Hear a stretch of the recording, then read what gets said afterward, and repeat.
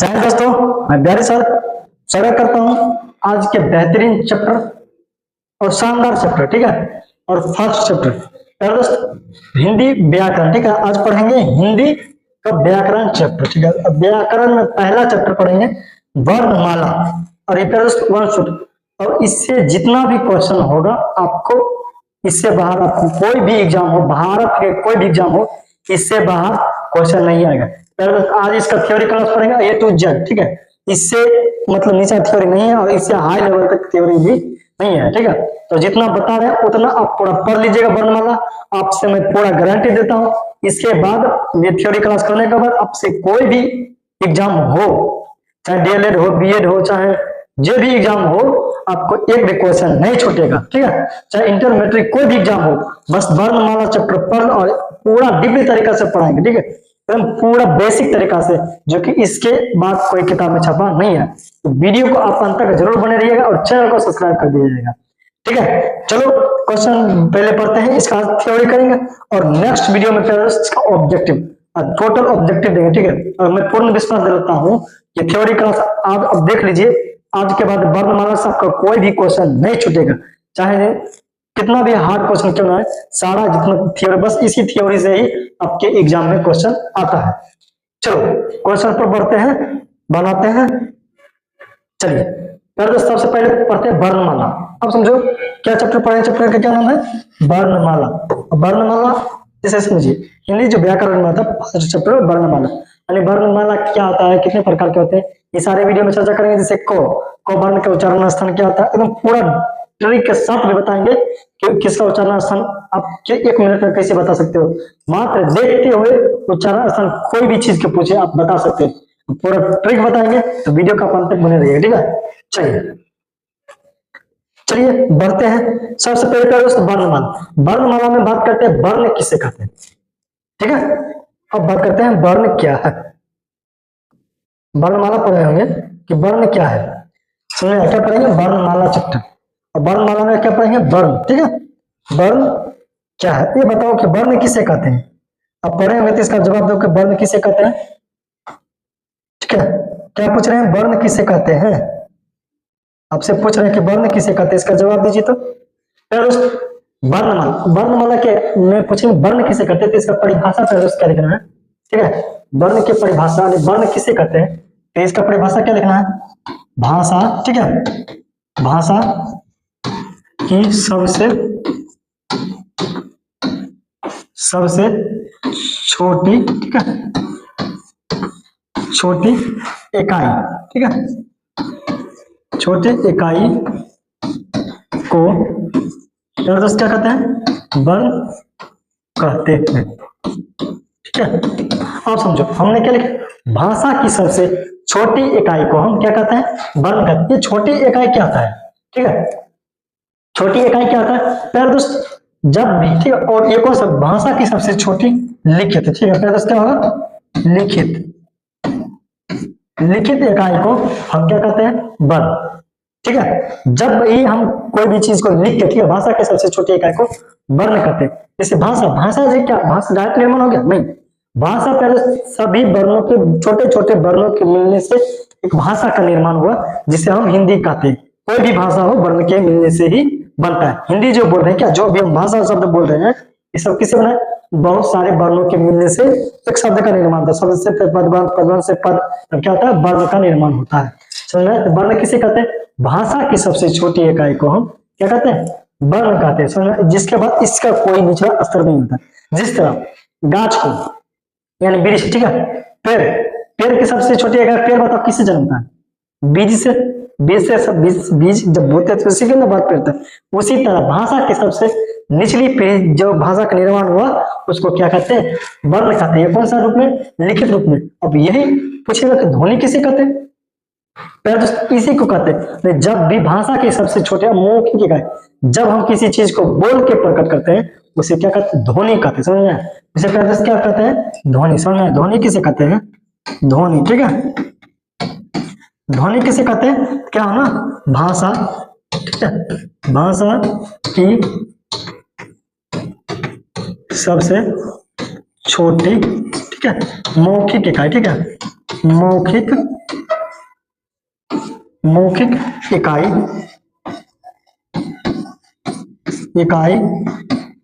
को क्या कहते हैं प्यारे दोस्त? ध्वनि कहते हैं। ठीक है, क्या कहते हैं? ध्वनि कहते हैं। क्या कंफ्यूजन दूर हुआ कि ध्वनि किसे कहते हैं और वर्ण किसे कहते हैं? बस वर्ण जैसे और समझे लिखते हैं, जिसे लिख रहे हैं, जिसे समझो, जिसे लिख रहे हैं ओ आ हर्षय। ठीक है, हम ये सब लिख रहे हैं क्या? ओ आ हर्षय। ये जब हम लिख दिए, ठीक है, जब हाथ से काट किए तो वो क्या कहता है? वर्ण कहलाता है। यही चीज का हम जब बोल रहे हैं, मुख से बोल रहे हैं, ठीक है, मुंह से जब बोल रहे हैं वो क्या कहलाता है? ध्वनि। अब बताइए, भाषा की सबसे छोटी इकाई लिखित या मौखिक इकाई क्या कहते हैं? ध्वनि या तो वर्ण कहते हैं। समझ में? भाषा की सबसे छोटी इकाई को क्या कहते हैं? वर्ण या तो ध्वनि कहते हैं। समझ में? ध्वनि और वर्ण में अंतर। ध्वनि किसे कहते हैं, आप क्या बता सकते हैं? जो मुख के अनुसार से बोला जाता है, मतलब बोल के किया जाता है, उसे ध्वनि कहता है। जो लिख के बताया जाता है तो उसे क्या कहते हैं? वर्ण कहते हैं। समझ में? चलो, अब समझ में? अब बात करते हैं, अब जैसे कि समझो थोड़ा सा कि मतलब भाषा का हम क्यों कहा है भाषा की। ये देखिए, भाषा के जो निर्माण हो, बहुत सारे वर्ण किसी तरह निर्माण हुआ। तो जैसे समझिए, भाषा का निर्माण कैसे हुआ? ठीक है, भाषा से छोटा होता है प्यारे दोस्त। भाषा से छोटा क्या होता है? ठीक है, भाषा से छोटा जो प्यारे दोस्त होता है वाक्य। ठीक है, वाक्य। ठीक है, वाक्य से छोटा होता है उपवाक्य। ठीक है, उपवाक्य। इससे छोटा प्यारे दोस्त क्या होता है? पदबंध। ठीक है, क्या होता है? पदबंध। ठीक है, इससे छोटा होता है, इससे प्यारे दोस्त छोटा क्या होता है? पद। और इससे छोटा जाता है पद से छोटा। ठीक है, पद से छोटा प्यारे दोस्त क्या होता है? पद से छोटा अक्षर होता है अक्षर। ठीक है, अक्षर से छोटा प्यारे दोस्त वर्ण होता है, वर्ण या ध्वनि। ठीक है, ध्वनि अक्षर। समझ? आप समझो, भाषा कैसे? भाषा का डायरेक्ट नहीं होता। भाषा क्या? पहले समझो, वर्ण का निर्माण हुआ, वही वर्ण थोड़ा कुछ वर्ण मिलकर क्या अक्षर का निर्माण हुआ, फिर एक कुछ अक्षरों मिलकर क्या होता है? पद का एक निर्माण है, इस एक लाइन का निर्माण, फिर वही सारे और वर्णों के मिलाकर फिर किसका निर्माण हुआ? पदबंध का निर्माण हुआ, और फिर वही सारे पदबंध मिलाकर उपवाक्य का निर्माण हुआ। फिर एक क्या हुआ? एक वाक्य निर्माण हुआ, जैसे तुम खाना खाते हो, मतलब क्या? एक वाक्य का निर्माण हुआ, फिर वही सारे वाक्य मिलकर क्या बनता है? एक भाषा का निर्माण होता है। अब क्या बता सकते हैं वर्ण किसे कहते हैं? भाषा की सबसे छोटी इकाई को वर्ण या ध्वनि कहते हैं। चलो समझ में? वर्ण या ध्वनि किसे कहते हैं? अब देखो, वर्णमाला किसे कहते हैं? हमने वर्णमाला किसे कहते हैं ये समझो। वर्णमाला किसे कहते हैं? जिस तरह आप माला देखो, फूल की माला कैसे बनता है? यानी फूल के जो माला कैसे बनता है? गला का हार। क्या बहुत सारे फूल को क्या कहते हैं? एक व्यवस्थित क्रम में सजाता है, उसके बाद क्या होता है? माला बनाया जाता है। क्या था? उसे क्या कहते हैं? फूल माला। उसी तरह वर्ण में भी होता है, यानी बहुत सारे वर्णों क्या एक व्यवस्थित क्रम में, जैसे किसी जगह बनेगा कभी भी माला नहीं बनेगा, एक अच्छी ढंग से व्यवस्थित क्रम में क्या जाता है, तो उसे क्या कहते हैं? वर्णमाला। समझ में? वर्णमाला किसे कहते हैं? क्या तो वर्णों की व्यवस्था। ठीक है, क्या लिखना है? वर्णों की व्यवस्थित। ठीक है, वर्णों के व्यवस्थित। ठीक है, वर्णों के व्यवस्थित, वर्णों के व्यवस्थित समूह को वर्णमाला कहते हैं। ठीक है, वर्णमाला कहते हैं। क्या समझ में? वर्णमाला किसे कहते हैं? बहुत सारे वर्णों क्या थे जो हमने वर्ण लिखे थे, ओ आ क ख ग घ, सभी के व्यवस्थित क्रम में लिख के उसको क्या कहते हैं? वर्णमाला कहते हैं। समझ में? अब बताओ, हिंदी में आपसे अगर पूछा जाए कि हिंदी में कुल वर्णों की संख्या कितनी होती है? हिंदी में कुल वर्णों की संख्या की बात की जाए तो कितना होता है? 52 होता है। हिंदी में कुल वर्णों की संख्या बात किया जाए कितना होता है? 52 होता है। ये यहाँ से आपके ऑब्जेक्टिव बनेगा। अब समझो 52 कौन कौन होता है, इसकी भी चर्चा करते हैं। ठीक है, 52 कौन कौन होता है? जैसे समझो कितना होगा?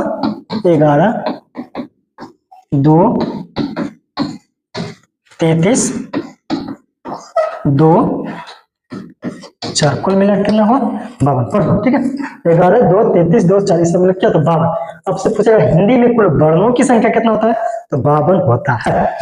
अब बताओ, तो 11 क्या होता है? पहले इसका थोड़ा बता दो, 11 क्या होता है? 11 जो होता है स्वर होता है। ठीक है, थोड़ा सा भी जानकारी दे दो, उसके बाद इसका पूरा मतलब डीपली तरीका से बताएंगे। ठीक है, 11 क्या होता है? स्वर होता है। समझ में? 11 क्या होता है? स्वर होता है। 11 स्वर। 2 का होता है दोस्त, 2 क्या होता है? अयोग्य। ठीक है, अयोग्य, वाह। 33 को क्या होता है पहले दोस्त? 33 को होता है व्यंजन, ठीक है, व्यंजन। ये 2 को क्या होता है? 2 को जो पहले दोस्त क्या होता है? उच्छिप्त, ठीक है, उच्छिप्त। ये 2 को क्या होता है? उच्छिप्त। ये 4 को क्या होता है? संयुक्त, ठीक है, संयुक्त। ये सभी मिलकर क्या बनता है? 52। टोटल संख्या कितना हुआ? 52। बताओ हिंदी में कोई वर्णों की संख्या का जो पूछा जाए तो कितना होता है? 52। तो समझ में, स्वर की संख्या कितना होता है? 11, अयोगवा की संख्या 2, व्यंजन की संख्या 33 और उच्छिप्त की संख्या 2 और संयुक्त की संख्या 4। चलो अब देखो, अगला देखो, पहले क्या पूछ रहा है? मुख्य। और यही आपसे पूछा जाए कि हिंदी में मतलब वर्णमाला को मुख्यतः कितने भागों में बांटा गया है? तो मुख्यतः अगर बात किया जाए, मुख्यतः कितने भागों में बांटा गया है? 2 भागों में बांटा गया है। अब कौन कौन 2 भागों में बांटा गया? पहला दोस्त ये जो होता है कितने भागों में बांटा गया है? 2 भागों में। पहला जो होता है स्वर, ठीक है, स्वर वर्ण। दूसरा होता है व्यंजन वर्ण, ठीक है, व्यंजन, व्यंजन वर्ण। क्या होता है? स्वर वर्ण और व्यंजन वर्ण, ठीक है, स्वर वर्ण और व्यंजन वर्ण। तो हिंदी में वर्णों के मुख्यतः कितने मिलते हैं? 2 प्रकार, स्वर वर्ण और व्यंजन वर्ण। समझ में आया? अब समझो, स्वर वर्ण किसे कहते हैं और व्यंजन वर्ण किसे कहते हैं? स्वर वर्ण की संख्या कितना होता है पहले दोस्त? 11 होता है। व्यंजन वर्ण के 33। यही पूरे अगर जो पूछता कितना होता है? 35 होता है। यही अगर संख्या पूछता क्या होता है? 33। इसी तरह हिंदी में, ठीक है, कि स्वर में कुल स्वरों की संख्या कितना होता है? तो कुल स्वरों की संख्या 11 होता है। यही अगर आपसे पूछता कि शुद्ध शुद्ध स्वरों की संख्या किसका कहते हैं? शुद्ध, ठीक है, शुद्ध शुद्ध स्वरों की संख्या अगर पूछता तो 10 होता है। ये 10 क्या होता है? 11 क्या होता है? इसके सारे चर्चा करेंगे। चलिए अब बात करते हैं स्वर के बारे में, बढ़िया से पढ़ते हैं, ठीक है, उसके बाद व्यंजन के पूरी तरीका से पढ़ेंगे, ठीक है। चलो आ जाओ क्वेश्चन पर। ये देखिए, अब बताओ स्वर वर्ण, ठीक है, स्वर वर्ण की पहले परिभाषा समझिए। स्वर वर्ण किसे कहते हैं? स्वर वर्ण की परिभाषा पहले समझिए। स्वर वर्ण किसे कहते हैं? इसका परिभाषा पहले दोस्त क्या होगा? परिभाषा क्या होगा कि इसका परिभाषा क्या लिखा है? स्वतंत्र रूप से, ठीक है, स्वतंत्र रूप से बोले जाने वाले, ठीक है, स्वतंत्र रूप से बोले जाने वाले वर्ण को क्या कहते हैं? स्वर वर्ण, ठीक है, स्वर वर्ण कहते हैं, ठीक है, यानी स्वतंत्र रूप से, ठीक है, यानी जिसके उच्चारण में किसी भी वर्ण की कोई भी आवश्यकता नहीं हो उसे स्वर वर्ण कहते हैं। स्वतंत्र मतलब इसका कोई किसी की आवश्यकता नहीं हो, किसी की जरूरत नहीं हो, किसी पर आश्रित नहीं हो, ठीक है, उसे क्या कहते हैं? स्वर वर्ण कहते हैं, ठीक है। वैसा वर्ण जो स्वतंत्र रूप से बोला जाता है, इसका एक और परिभाषा कह सकते हैं, वैसा वर्ण जो बिना किसी दूसरे वर्ण की सहायता से बोला जाता है उसे हम स्वर वर्ण कहते हैं। समझ में? अब समझो, स्वर वर्ण कुल कितने होते हैं? स्वर वर्ण की संख्या पे स्वर वर्ण की कुल कितनी संख्या होता है? कितना बताया था?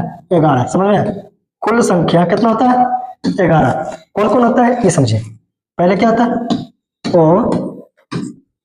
आ हर्षई दीर्घई हर्षहु दुर्गहु री, ठीक है, ए आई ओ ओ, ठीक है, ए आई ओ ओ। अब समझो कितना था? जैसे 1 2 3 4 5 6 7 8 9 10 बोला जाए कुल स्वरों की संख्या कितना होता है? तो क्या होगा दोस्त? 11 होगा। कौन कौन होगा? यही सब होगा। यही आपसे पूछा जाए शुद्ध, ठीक है, क्या पूछा जाए? शुद्ध शुद्ध स्वरों की संख्या में पूछा जाए तो शुद्ध से बात किया जाता है, पहले उसमें री नहीं आता, ठीक है, री को गायब कर दिया जाता है। ये शुद्ध स्वर की संख्या कितना होता है?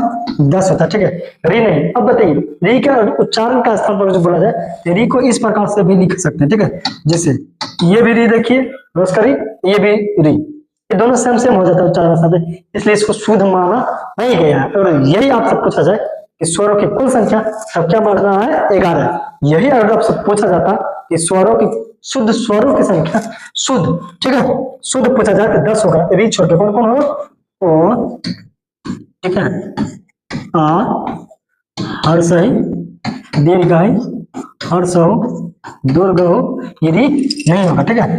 क्या होगा उसके बाद ए आई ओ औ, ये सब क्या कहलाता है शुद्ध स्वर, ठीक है। शुद्ध स्वर की संख्या क्या होता है दोस्त 10 होता है, समझ में आया? ये सारा क्या कहलाता है शुद्ध स्वर, समझ में आया? चलो अब समझ में आया, कुल स्वर की संख्या बात किया जाए 11 होता है और शुद्ध स्वर की संख्या 10 होता है। चलिए अगला क्वेश्चन बढ़ते हैं। ये देखिए अब पूछेगा कि स्वर की वर्गीकरण मात्रा के आधार पर, ये जो 11 स्वर होते हैं क्या दोस्त मात्रा के आधार पर बात किया जाए ये कितने प्रकार के होते हैं, मात्रा के वर्गीकरण के आधार पर बात किया जाए, ठीक है। वर्गीकरण या मात्रा के आधार पर स्वरों की संख्या से बात किया जाए फिर दोस्त कितने प्रकार के होते हैं ये सारे बात करेंगे। इससे पहले समझो हमने अब वो 11 लिख दिया, वो जो दो बचा था अयोगबा किसे कहते हैं वो समझो सुनो सर। अयोगबा तो दोस्त अंग और, ठीक है, अंग और आ को इसी को हम अयोगबा कहते हैं, ठीक है। इसको क्या कहते हैं अयोगबा, समझ में? अंग और आ को अयोगबा कहते हैं, इसी को अयोगबा कहीं कहीं इसको विसर्ग भी कहा जाता है, समझ में? तो ये पहले माना जाता था लेकिन अब इसको कहीं भी कोई चर्चा नहीं है, समझ में? तो बताओ अब क्या पूछ रहा है। अब बढ़ते हैं स्वर वर्णों की वर्गीकरण मात्रा के उच्चारण के आधार पर कितनी संख्या होता है। फिर उस मुख्यतः बात किया जाए तो 2 होता है, हिंदी में बात किया जाए तो 2 ही होता है, लेकिन कुल की बात किया जाए तो 3 होता है, ठीक है। 3 होता है, कौन कौन होता है इसका चर्चा करते हैं, ठीक है। कितना होता है 3, लेकिन ये संस्कृत में मान्यता है, ये हिंदी में मान्यता नहीं है, ठीक है। हिंदी में मान्यता नहीं है। कौन कौन होता है, पहला जो होता है दोस्त कौन सा होता है, पहला होता है हर्ष स्वर, ठीक है। मात्रा के आधार पर बात किया जाए तो पहला होता है दोस्त हर्ष स्वर, ठीक है, हर्ष स्वर। दूसरा होता है दीर्घ स्वर, ठीक है, दीर्घ स्वर। तीसरा होता है प्लुत स्वर, प्लुत स्वर। फिर सब पढ़े होंगे सर हम तो 2 को पढ़े थे, आप तो 3 को बता दिए, इसका भी बताते, ठीक है। तो ध्यान से समझो हर्ष स्वर किसे कहते हैं, जिसके उच्चारण में एक मात्रा का समय लगे, ठीक है, एक मात्रा के समय लगे उसे कौन सा स्वर कहते हैं हर्ष स्वर। जिसके उच्चारण में प्रदस्त, ठीक है, जिसके उच्चारण में कितने मात्रा 2 मात्रा का, ठीक है, जिसके उच्चारण में 2 मात्रा के समय लगे उसे प्रदस्त क्या कहें, जिसके उच्चारण में 2 मात्रा के समय लगे, ठीक है, उसको हम जिसके उच्चारण में 1 मात्रा का समय लगे उसे हर्ष स्वर कहते हैं, और जिसके उच्चारण में 2 मात्रा, ठीक है, 2 मात्रा के समय लगे उसे हम दीर्घ स्वर कहते हैं। जिसके दोनों से अधिक लगे अर्थात 3 मात्रा, ठीक है, 3 मात्रा उसे प्लुत स्वर कहते हैं। हर्ष स्वर किसे कहते हैं अब समझो कि जिसके उच्चारण हमने क्या बताया 1 मात्रा का, ठीक है, जिससे क्या क्या होगा पहले ओ, ठीक है, हर्ष ही हर्ष हो री, ये सब क्या कहलाता है हर्ष स्वर। इसमें क्या 1 मात्रा का, इसका जो 1 मात्रा अनेक कम समय में बोला जाए, ठीक है। बोलो तो ओ तो बल्कि ये आ बोलो इसका ज्यादा मात्रा में लगता है, समझ में आया? कौन कौन होगा आ दीर्घाई दुर्गहु ए आई ओ औ, ठीक है। ये सब क्या कहलाता है दोस्त, ये कहलाता है, ये दोस्त क्या कहलाता है,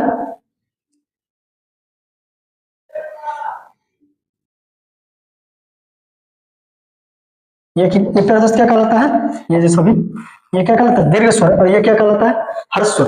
प्लुत स्वर किसे कहते हैं, जिसके उच्चारण प्लुत कोई भी स्वर नहीं होता है। ये संस्कृत से लिया गया, ये हिंदी में इसका मान्यता नहीं है, ठीक है, हिंदी में इसका मान्यता नहीं दिया गया, इसको किसने दिया गया संस्कृत में। तो प्लुत स्वर किसे कहते हैं, जिसके उच्चारण में 3 मात्रा के समय लगे उससे हम कौन सा स्वर कहते हैं प्लुत स्वर। जैसे 3 मात्रा क्या, जिसके उच्चारण में क्या घिंच के बोला जाए, मतलब टान लिया जाए, ठीक है। जैसे तो बोलो ओ, बोलो तो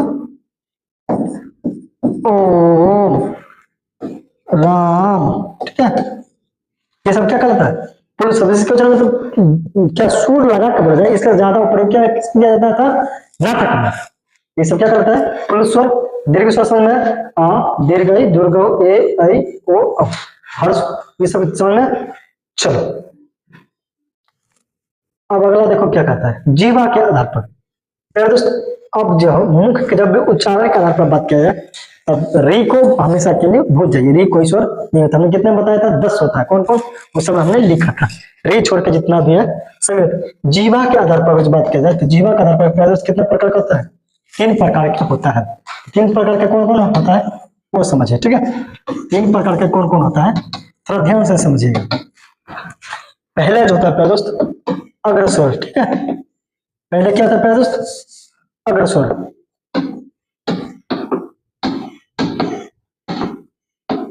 अग्रस्वर। दूसरा जो होता है मध्य स्वर, ठीक है, मध्य स्वर, ठीक है। तीसरा होता है पश्च स्वर, ठीक है, पश्च स्वर। जीवा के आधार पर कितने प्रकार का, जीव के आधार पर, ठीक है, जीवा के आधार पर कितने प्रकार के होते हैं, 3 प्रकार के होते हैं। पहला होता है जीव के जो आगे वाले भाग के होते हैं उसे अग्रस्वर। जीव के जो मध्य वाले भाग से जब कोई भी वर्ग को बोला जाता है तो उसे हम मध्य स्वर कहते हैं। पश्च स्वर किसे कहते हैं, जो जीव के पीछे वाले भाग से बोला जाता है उसे हम पश्च स्वर कहते हैं। अग्रस्वर में कौन कौन होगा, क्या जीव के आगे वाले से, बोलिए तो कौन कौन होगा, जीव के आगे वाले से कौन सा होगा पहले, जैसे हर्ष ही, दीर्घ ही, क्या होगा ए ऐ, ये सब क्या कहलाता है अग्रस्वर, समझ में। मध्य स्वर क्या होगा आ, मध्य स्वर क्या कहलाता है आ जो होता है कौन सा स्वर कहलाता है, मध्य स्वर। उसके बाद जितना बचा सब क्या कहलाएगा, पश्च स्वर। क्या होगा आ, हर्ष हो, दुर्ग हो, क्या होगा ओ औ, क्या होगा हर्ष दुर्ग हो ओ ओ, ये सब क्या कहलाता है पश्च स्वर, समझ में। पश्च स्वर क्या, जी के पीछे वाले भाग से जब बोला जाए उसे पश्च स्वर कहते हैं। और मध्य स्वर कैसे कहते हैं, जी के मध्य वाले भाग से जब बोला जाए मध्य स्वर कहते हैं। अग्रस्वर कैसे कहते हैं, जीव के आगे वाले भाग से बोला जाए तो अग्रस्वर, समझ में। ये सब हर्ष दीर्घ ये क्या कहलाता है अग्रस्वर। मध्य स्वर ये आ, हर्ष हो, दुर्ग हो ओ, ये सब क्या कहलाता है पश्च स्वर। जीवा के आधार पर कितने प्रकार के होते हैं, 3 प्रकार के होते हैं। चलो अगला बात करते हैं मुख के आधार पर, ठीक है। किसके आधार पर दोस्त, मुख के आधार पर। मुख के आधार पर स्वर कितने प्रकार के होते हैं, मुख के आधार पर कुछ बात कर रहे हैं, ठीक है। मुख के आधार पर मुंह हमारे कितने प्रकार के बना सकते हैं, मुंह को 4 भागों में बांट सकते हैं, ठीक है। कितने भागों में बांट सकते हैं दोस्त, 4 भागों में, ठीक है। 4 प्रकार के, तो ये 4 प्रकार के कौन कौन होते हैं ध्यान से समझिए।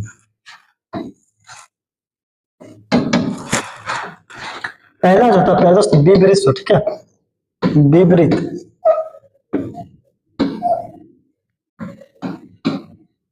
पहला जो होता है क्या होता है विपरीत स्वर, ठीक है, विपरीत स्वर। दूसरा होता है अर्ध विपरीत स्वर, ठीक है, अर्ध विपरीत स्वर, अर्ध विपरीत स्वर, ठीक है। तीसरा जो होता है समृद्ध स्वर, अर्ध समृद्ध स्वर, ठीक है, समृद्ध स्वर, ठीक है। तीसरा पहले क्या होता है विपरीत अर्ध विपरीत, तीसरा क्या होता है समृद्ध स्वर, ठीक है। क्या होता है समृद्ध स्वर, ठीक है, क्या होता है समृद्ध स्वर। चौथा जो होता है अर्ध समृद्ध, ठीक है, अर्ध समृद्ध स्वर, ठीक है, अर्ध समृद्ध स्वर। अब समझो विपरीत स्वर किसे कहते हैं, जिसके उच्चारण में मुख के भाग पूरा खुल जाए उसके बाद वर्ण निकले तो उसे कौन सा स्वर कहते हैं दोस्त, विपरीत स्वर। बोलो तो कौन सा वर्ण होता है जब पूरे मुख खोल के बोला जाता है, आ, क्या होता है आ। बताओ इसके अलावा कोई भी है जिसको हम खुद मुंह से बोल सकते हैं, क्या बोल के दिखाओ, नहीं हो सकता, ठीक है। उसे कौन सा कहते हैं विपरीत स्वर। विपरीत स्वर किसे कहते हैं, जिसके उच्चारण में मुख आधा खुलता है, ठीक है, पूरा नहीं आधा खुलता है, उसे हम अर्ध विपरीत कहते हैं। क्या खुलता है दोस्त, आधा, और इसका आधा खुलता है क्या कहते हैं, जैसे ओ, ठीक है, आई ओ, ये सब क्या कहलाता है अर्ध विपरीत। समृद्ध किसे कहते हैं, जो मुख के भाग क्या आता है कम खुलता है, ठीक है, लगभग बंद हो उसे समृद्ध स्वर कहते हैं। समृद्ध स्वर किसे कहते हैं, जिसके उच्चारण में मुख के द्वार लगभग बंद हो फिर भी हम पूरा तरीका से बोल दे उसे हम समृद्ध स्वर कहते हैं। और अर्ध समृद्ध किसे कहते हैं, जिसके उच्चारण में मुख के आधा बंद हो उसे समृद्ध स्वर कहते हैं, जैसे अर्ध समृद्ध कहते हैं। समृद्ध स्वर में किसे कहते हैं, क्या होगा पहले दोस्त, हर्ष ही, ठीक है, दीर्घ हर्ष हो दुर्ग हो। समझ में आया? अब अर्ध विपरीत पैरस क्या होगा? ए ओ। ठीक है, अब बताओ मुख्य के आधार पर पैरस कितने प्रकार के हो? कितने प्रकार के हो? 4 के प्रकार के हो। ठीक है, कौन कौन? विपरीत स्वर, अर्धविपरीत, समृद्ध और समृद्ध। विपरीत स्वर किसे कहते हैं? जिसके उच्चारण मुख के द्वारा क्या था पूरा खोलता है उसे विपरीत, जिसके उच्चारण मुख के द्वारा कम खोलता है अर्धविपरीत, जिसके उच्चारण मुख के द्वारा लगभग बंद रहता है उसे समृद्ध कहते हैं, जिसके उच्चारण मुख के द्वारा क्या था आधा बंद रहता है उसे हम अर्ध समृद्ध कहते हैं।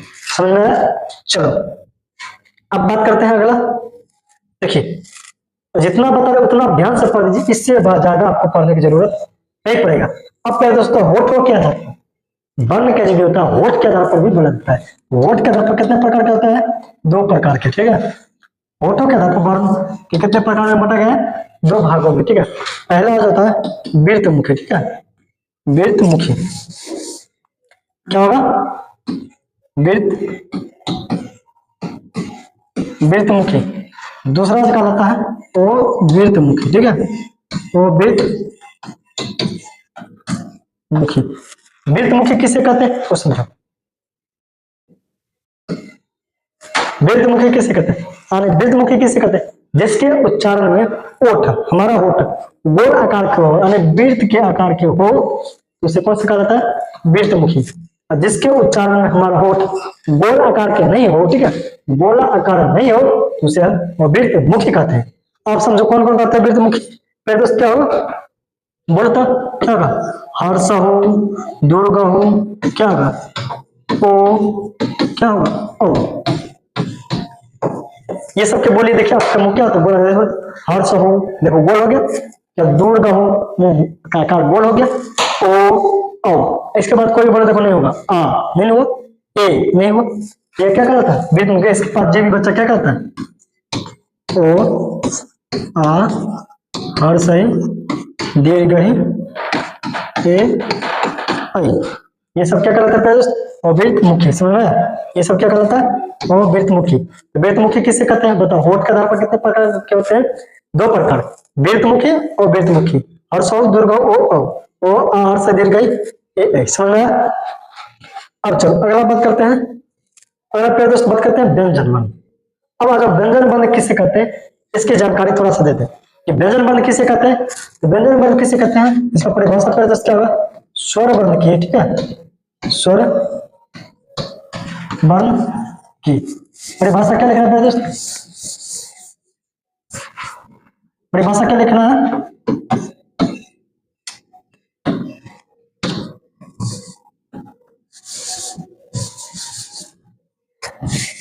परिभाषा क्या लिखना है?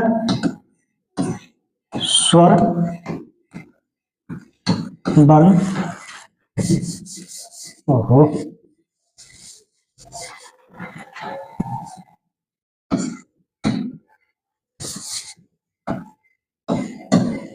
क्या लिखना है?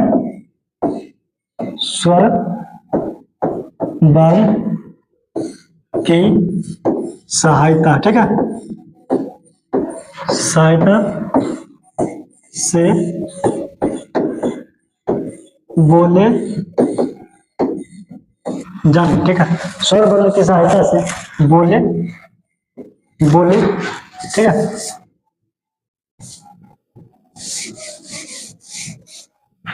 स्वर वर्ण की सहायता से बोले जाने वाले वर्ण की। ठीक है, जाने वाले वर्ण को क्या कहते हैं?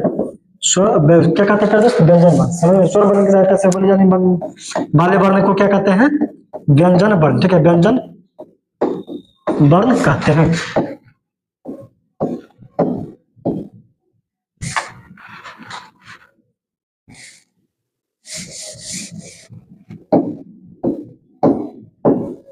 कहते हैं कौन सा वर्ण कहते हैं? व्यंजन वर्ण किसे कहते हैं? स्वर वर्ण की सहायता से बोली जाती है तो उसे कौन सा वर्ण कहते हैं? व्यंजन वर्ण। समझ में आया? व्यंजन वर्ण किसे कहते हैं? स्वर वर्ण की सहायता से बोली जाती है, व्यंजन वर्ण कहते हैं। समझ में आया? अब नोट याद रखिएगा। ठीक है, नोट दोस्तों ओ एक ऐसा वर्ण है जो कि हर एक व्यंजन वर्ण के उच्चारण में ही आता है। समझ में आया? अब बताओ, व्यंजन वर्ण की कुल संख्या का बात किया जाए कितना होता है? 35। ठीक है, यही अगर संख्या की बात किया जाए तो 33 होता है। तो 33 कौन कौन होता है, ये सारी चर्चा करते हैं। ठीक है, चलो और समझिए, व्यंजन वर्ण की कुल संख्या बात किया जाए, व्यंजन वर्ण की कुल संख्या। ठीक है, व्यंजन वर्ण की संख्या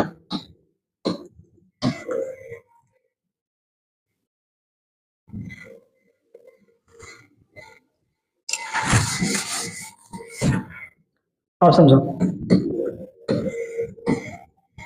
व्यंजन वर्ण की संख्या का अगर बात किया जाए, संख्या कितना होता है? 33 होता है। ठीक है, संख्या की बात किया जाए कितना होता है? 33। कौन कौन होता है? 13 कौन कौन होता है वो समझो। ठीक है, व्यंजन वर्ण की कितना संख्या होता है? 33 होता है। कौन कौन होता है वो समझिए। ठीक है, 33 होता है, व्यंजन वर्ण की संख्या 33 होता है। कौन कौन होता है? पहले क्या होगा? 25 2 25 2 4। ठीक है, 25 2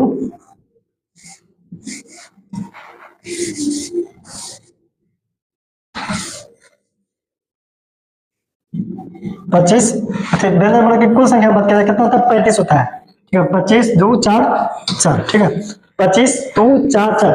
ये 25 कौन सा होता है? 25 का आसपास होता है। ठीक है, आसपास आसपास व्यंजन वर्ण होता है। दो को होता है उच्छिप्त। ठीक है, उच्छिप्त दो को जो होता है उच्छिप्त होता है। ये 4 को होता है प्रदस्त। कौन सा होता है? 4 को होता है प्रदस्त। क्या होता है? अंतस्थ। ठीक है, अंतस्थ। ठीक है, अंतस्थ। ये 4 को होता है उष्ण। ठीक है, उष्ण। ये 4 को प्रदस्त क्या होता है? उष्ण व्यंजन, अंतस्थ व्यंजन, उष्ण व्यंजन। अब बताओ, स्पर्श व्यंजन की संख्या कितना होता है? 25। उच्छिष्ट व्यंजन वर्ण की संख्या 2। अंतस्थ व्यंजन वर्ण की संख्या 4। उष्ण व्यंजन वर्ण की संख्या कितना होता है? 4। समझ में आया? अंतस्थ, उच्छिष्ट और क्या करता है? उष्ण। ये सब क्या उच्छिष्ट किसे कहते हैं? पहले से समझिए। अणो अणो अणो रो और ढो का क्या कहते हैं? इस वर्ण का क्या कहते हैं? उच्छिष्ट व्यंजन वर्ण। समझ में आया? अंतस्थ किसे कहते हैं? यो रो लो वो। इसको क्या कहते हैं? अंतस्थ। उसमें किसे कहते हैं? तालंसो मूर्धन्सो दंसो हो। ये सब क्या कहलाता है? उष्ण व्यंजन। उष्ण व्यंजन किसे कहते हैं? तालंसो मूर्धन्सो दंसो। ये उष्ण व्यंजन हुआ। अंतस्थ व्यंजन य रो लो वो, ये अंतस्थ व्यंजन हुआ। उच्छिष्ट व्यंजन कौन सा हुआ? अडो अडो। जिसके नीचे जो बिंदु दिख जाए तो कौन सा व्यंजन कहलाता है? उच्छिष्ट व्यंजन। लेकिन एक बात हमेशा याद रखना, उच्छिष्ट व्यंजन पर कभी भी पहले इसका उच्चारण नहीं होता, ये होता है बाद वाले वर्ण की। समझ में? जैसे आप समझो कि ढोलक लिखेंगे, ढोलक में क्या ये ढोलक में ये वर्ण उच्चारण होगा? नहीं, ये गलत होगा जाएगा। ढोलक जब भी आपको पहले देख मतलब जब भी आपको ये उच्चिष्ट व्यंजन वर्ण का उच्चारण कब होगा? बाद वाले से। पहला छोड़ के जितना भी वर्ण आएगा बाद वाले वर्ण में ही होता है, पहला वर्ण में कभी भी इसका उच्चारण नहीं होता है। समझ में? अब समझिए, स्पर्श व्यंजन वर्ण 25 होता है। कौन कौन होता है इसको बताते हैं। समझ में? कौन कौन होता है फिर दोस्त? अब समझिए, स्पर्श व्यंजन वर्ण किस संख्या कहता है? 25। कौन सा होता है? क ख ग घ अंग चो छो जो झो यो तो ठो डो ढो। ठीक है, नो तो थो दो धो नो को थो दो भो मो। ये सब क्या दोस्त? जब इसमें हलंत आपको जब भी दिख जाए, ठीक है, हलंत, ये सब इसको क्या समझ आएंगे? स्पर्श व्यंजन। समझना है? आपको हलंत जब भी दिखे जिसे तो इस समय क्या हलंत लगा रहेगा। स्पर्श व्यंजन वर्ण की संख्या क्या होता है? 25 होता है। इसको क्या कहते हैं? कवर्ग। समझना? इसको क्या नाम होता है? कवर्ग। इसको चवर्ग, इसको टवर्ग, इसको टवर्ग। ठीक है, इसको प वर्ग, इसको क्या, इस प्रणाली को क्या कहते हैं, कवर्ग, इसको चवर्ग, इसको तवर्ग, इस सब में हलंत होता है, सब में हलंत लगा रहता है, ये पूरा नहीं है। व्यंजन जब दिया था स्वर की सहायता से, समझ में, स्वर की सहायता से बोला, जैसे क, ये प्यारे दोस्त, ये जो हमने क लिखा, क्या ये एक वर्ण के मिलने से बना था, नहीं, इसमें प्यारे दोस्त स्वर वर्ण की भी सहायता से क प्लस ओ मिल के क्या बनता है, क, समझ में, चो, चो जो बनता है, च प्लस ओ मिल के क्या बनता है, चो का निर्माण होता है, समझ में। उसी तरह इसको क्या कहते हैं, स्पर्श व्यंजन, समझ में, 25% क्या क्या कहलाता है, स्पर्श व्यंजन। अब समझो संयुक्त व्यंजन किसे कहते हैं, अब समझो संयुक्त, ठीक है, संयुक्त वर्ण किसे कहते हैं, संयुक्त व्यंजन वर्ण, यार संयुक्त जो होता है कितने प्रकार का होता है, 4 प्रकार के, कौन कौन होते हैं, तालम संबोधन सदस्य, उसमें क्या होता है, अक्षो, ठीक है, तरो, गियो, सो, ये सब क्या कहलाता है, संयुक्त व्यंजन। संयुक्त व्यंजन किसे कहते हैं, अक्षो, तारो, गियो, सरो को क्या कहलाता है, संयुक्त व्यंजन। समझना है, ये अक्षो क्या था, दो वर्णों के मिल से बनता है, को प्लस रो मिलकर क्या बनता है, अक्षो, ठीक है, तो प्लस रो मिलकर क्या बनता है, तरो, जो, ठीक है, प्लस यो मिलकर क्या बनता है, गियो, और सो, ठीक है, प्लस रो मिलकर क्या बनता है, सो। समझना है, ये सब क्या कहलाता है, संयुक्त व्यंजन, अक्षो, तारो, गियो, सरो, ये क्या कहलाता है, संयुक्त व्यंजन। आप समझिए, समझना है, ये क्या कहलाता है, संयुक्त व्यंजन वर्ण। अब समझ में, सब व्यंजन वर्ण बता दिया, स्वर व्यंजन वर्ण, उसके बाद कौन, अयोगवा व्यंजन वर्ण, उसके बाद क्या बताए थे, व्यंजन वर्ण, उच्छिष्ट, ये चारों सभी हमने बता दिया। टोटल कितना बताया, 52। समझ में आया, क्या 11 को स्वर बताए थे, 2 को अयोगवा बताए, और 33 को व्यंजन बताए, 2 को उच्छिष्ट बताए, 4 को अभिजस्ट संयुक्त बताए। समझ में, ये सब मिला के कितना होता है, 52 गो होता है। समझ में। अब चलो फिर दोस्त इसके बात करते हैं कंपन के आधार पर, ठीक है। अब बात करते हैं पहले दोस्त, स्वर जो होता है प्राण वायु के आधार पर व्यंजन वर्ण कितने प्रकार के होते हैं। प्राण वायु के आधार पर अगर बात किया जाए पहले दोस्त 2 प्रकार के होते हैं। प्राण वायु के आधार पर अगर बात किया जाए व्यंजन वर्ण की संख्या, वर्णों की संख्या तो 2 प्रकार के होते हैं। प्राण वायु के आधार पर कितने प्रकार के होते हैं, 2 प्रकार। कौन कौन होता है, अल्प प्राण, ठीक है, अल्प प्राण, ठीक है। दूसरा होता है अल्प प्राण, उसके बाद क्या होता है, महाप्राण, महाप्राण। समझ में आया, अल्प प्राण किसे कहते हैं और महाप्राण किसे कहते हैं, इसका परिभाषा समझिए। अल्प प्राण जिसके मतलब उच्चारण में, ठीक है, मुख से कम हवा निकले, समझ में आया, मुख से कम हवा निकले उसे अल्प प्राण कहते हैं। जिसके उच्चारण में मुख से अधिक हवा निकले उसे कौन सा कहलाता है, महाप्राण। जिसके उच्चारण में मुख से कम हवा निकले अल्प प्राण। कौन कौन होगा, जैसे पहला, ठीक है, पहला, दूसरा, ठीक है, कौन सा वर्ण होगा पहले याद रखिएगा, पहला, दूसरा, तीसरा, ठीक है, पहला, दूसरा, तीसरा, ये सब क्या कहलाता है, अल्प प्राण। पहला, दूसरा, तीसरा, और चौथा पांचवा होता है, चौथा पांचवा जो वर्ण होता है, चौथा सॉरी दूसरा चौथा, पहला, तीसरा, पांचवा अल्प प्राण कहलाता है। पहला, तीसरा, पांचवा जो होता है अल्प प्राण कहलाता है। दूसरा और चौथा जो होता है, चौथा दूसरा क्या कहलाता है, महाप्राण। इसके डिटेल सभी मतलब चर्चा करेंगे, बस शुरुआत में समझ जाइए। पहला, तीसरा, पांचवा, दूसरा, चौथा क्या कहलाता है, महाप्राण, और पहला, तीसरा, पांचवा अल्प प्राण। अब समझिए, चलिए कंपन के आधार पर बात किया जाए, वर्णों की संख्या कंपन के आधार पर भी 2 प्रकार के होते हैं, ठीक है। पहला क्या होता है, अघोष, ठीक है, अघोष, दूसरा जो होता है सघोष,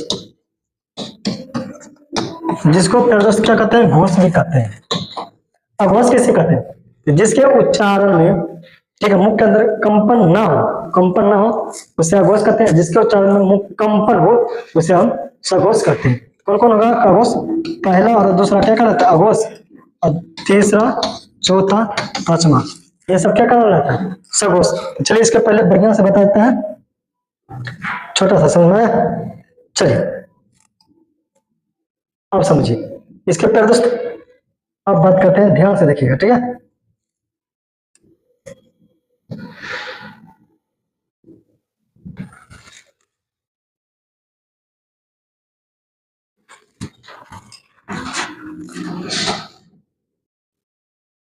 क, खा ग घा ङ च छ जो झ ट ठ ड ढ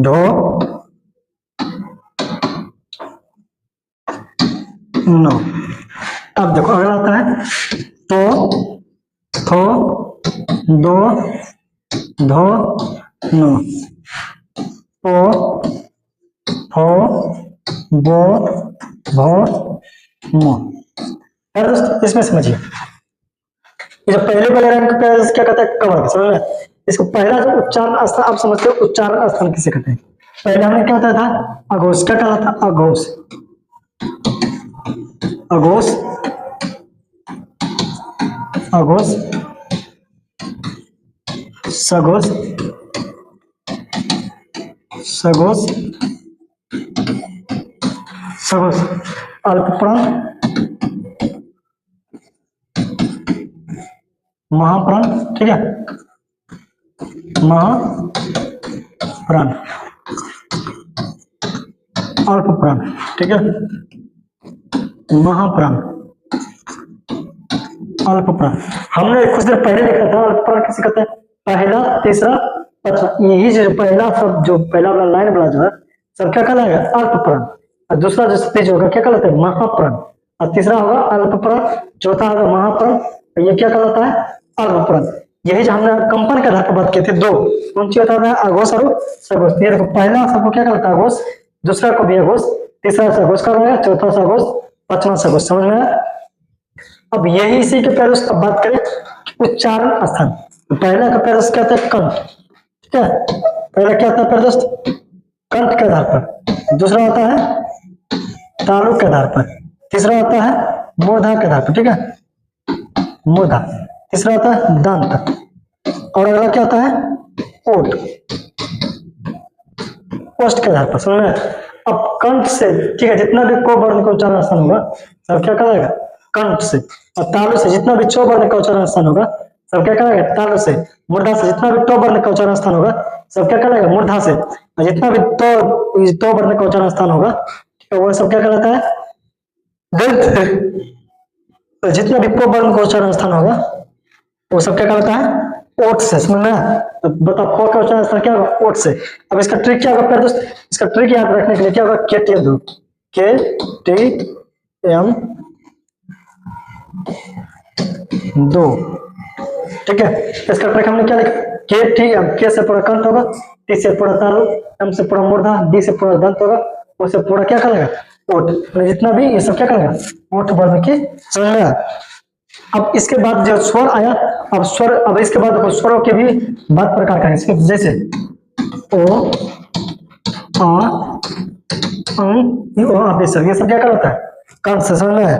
ओ आ हो विसर्ग क्या? ओ आ हो, ये सब क्या कहलाता है? क्या किसे पहले उच्चारण होगा? कंठ से। समझ में? अब तालु से कौन सा होता है? हर्ष सही दीर्घ यो सो। ठीक है, हर सही दीर्घ यो से, ये सब किससे पहले उच्चारण होगा? पहले क्या होगा? उसके बाद देखिए, उसके बाद अगला आता है री। ठीक है, रो मूर्धन स्वर। उसके बाद आता है लो दंत स्वर। मूर्धन से ओठ से जो बात करें क्या होगा? पहले ओठ से ओ ओ, ये ओ क्या पहले उसको सॉरी ओ नहीं, हर्ष ओ दूर का होगा। तो पहले ओ नहीं, हर्ष ओ दूर का। ठीक है, हर्ष ओ से दूर का होगी। ये सब क्या करेगा? ओठ से। अब देखिए पूछा जाएगा कि कंठ से क्या होगा? क ख ग घ ओ आ ह, ये सब क्या करते हैं? कंठ से उच्चारण होता है। तालु से क्या होगा? चो छो जो जो वो, चो छो जो जो यो। ठीक है, चो छो जो जो यो सो। ठीक है, यो। तालु से ये सब क्या करता है? तालु से बोलता है। मूर्धा से टो टो डो डो नो, ये सब री सो ये क्या करता है? मूर्धा से बोला जाता है। दंत से तो दो दोनों लो सो, ये सब क्या करता है दोस्त? दंत से बोला जाता है। ठीक है, ये ओठ से प प ब भ म और सो। ठीक है, दो ये सब क्या करता है? ओठ से बोला जाता है। इसका ट्रिक क्या लगा? केटीएम दो। समझ में? अब चलिए इतना बात समझ में आया। फिर दोस्त अब कुछ वर्ण ऐसा आता है जो कंठ तालु से दोनों से बोला जाता है, ठीक है, कंठ और तालु दोनों से। जैसे कंठ और तालु से दोनों से बोला जाता है, जैसे समझिए कंठ और ओष्ठ से कौन सा वर्ण बोला जाता है, ठीक है, कंठ और ओष्ठ, कंठ और तालु से, दंत और ओठ से, ठीक है। फिर कुछ ऐसे वर्ण होते हैं कंठ और तालु दोनों से बोला जाता है, तो कुछ ऐसे वर्ण होते हैं दंत और ओठ से दोनों से बोला जाता है, समझ में, कंठ और तालु से, दंत और ओठ से, समझ में। और कंठ और तालु, कंठ और ओष्ठ से कौन सा वर्ण बोला जाता है, कंठ और ओष्ठ से क्या ओ, ये किसे बोला जाता है, कंठ और ओष्ठ से। कंठ और तालु से कौन सा वर्ण बोला जाएगा, फिर कंठ और तालु से ए आई, दंत ओष्ठ से फिर क्या बोला जाएगा, वो, समझ में, दंत ओष्ठ से किसे बोला जाएगा, फिर वो, ये किसे बोला जाएगा, दंत और ओठ से, कंठ और ओठ से किसे बोला जाएगा, और कंठ और तालु से ए आई, दंत और ओठ से ये फिर आपको एग्जाम में ये सारा सब क्वेश्चन पूछा जाता है, ठीक है। तो टोटल जितना भी थ्योरी था आपके एग्जाम में जिससे क्वेश्चन आपका आ सकता था, सारा हमने इस वीडियो में कवर कर लिया और ऑब्जेक्टिव नेक्स्ट वीडियो में देंगे, ठीक है। तो चलिए मिलते हैं नेक्स्ट वीडियो में, जय हिंद, बाय बाय।